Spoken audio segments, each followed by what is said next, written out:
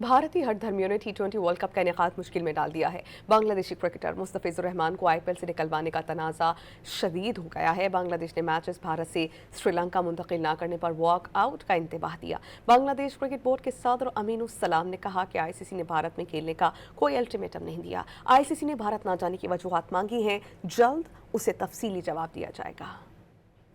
बांग्लादेश भारत में खेलेगा या मैचेस श्रीलंका मुंतकिल होंगे? बांग्लादेश और भारतीय बोर्ड्स में ठन गई।